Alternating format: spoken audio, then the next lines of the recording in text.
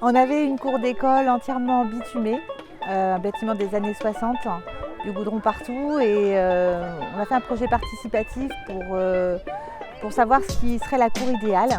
Et l'idée de mini-forêt a immédiatement émergé à ce moment-là. Il nous fallait du vert.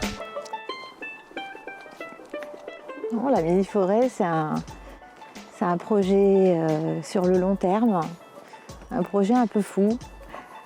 On imagine qu'on peut planter une forêt sauvage dans une cour d'école en pleine ville.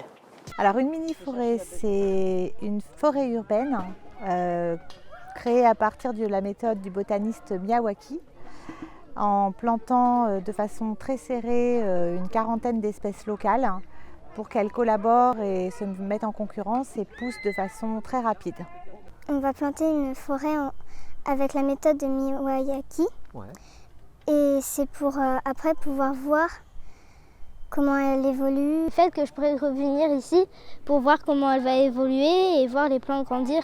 Enfin, on ne plante pas tout le temps des arbres. Moi, je crois que c'est la première fois de ma vie où j'ai planté des arbres. Alors, En fait, on essaie de reproduire une forêt primaire qui correspond bien à la région. C'est-à-dire que tous les arbres, arbustes et vivaces que l'on a sur le terrain, c'est ce que l'on peut retrouver dans les forêts, dans la forêt locale. J'ai planté un noisetier, j'ai planté des herbacées aussi, un campanule, j'ai planté un tilleul. Je dois avoir planté d'autres choses, mais je m'en souviens plus trop. On a à peu près entre 25 et 30 espèces différentes d'arbres arbustes. C'est vraiment génial, il y a un engouement pour ce travail, c'est un vrai plaisir. Ils sont hyper enthousiastes, ils ont adoré planter, patouiller dans la terre, creuser et manipuler la terre. Je pense que c'est ça qui leur plaît le plus. Et le mieux, c'est de faire pour de vrai et c'est ce qui permet de faire tout ce qu'il y a autour. Alors des projets de forêt urbaine, on commence à en voir dans les grandes villes qui ont pour but de lutter contre le réchauffement climatique en proposant aux habitants des îlots de fraîcheur et des espaces de bien-être. Alors, mais pourquoi un projet comme celui-ci justement dans une cour d'école ? Eh bien, il s'agit de prendre conscience des grands enjeux de la société de demain, c'est-à-dire les ressources en eau, l'alimentation et bien sûr l'énergie. Comprendre ce qu'est un arbre, comprendre ce qu'est une plante et mettre la main dans la terre, c'est un plus. Et sur ce projet, ce qui est vraiment très bien, c'est qu'ils vont voir grandir les arbres, ils vont comprendre que tout ce qu'ils ont planté, ça grandit et ça va les amener évidemment à respecter les espaces, tous ces espaces naturels.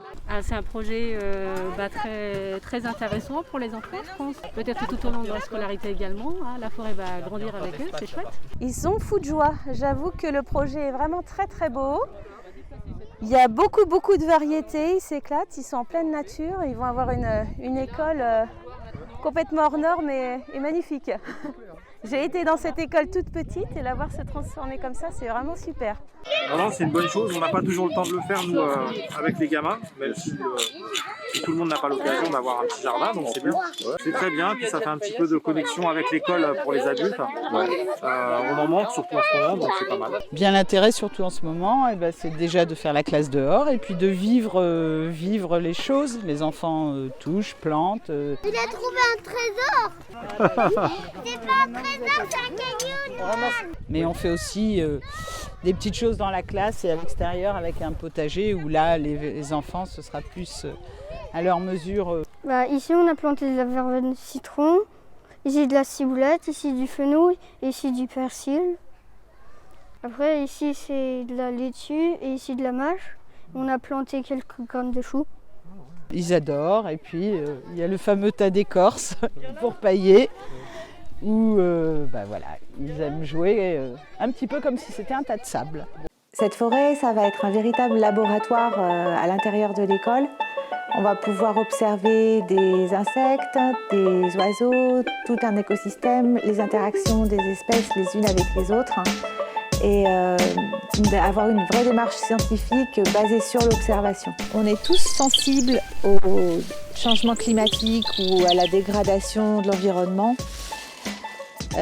Mais aujourd'hui, il y a urgence à être efficace dans l'éducation à l'environnement.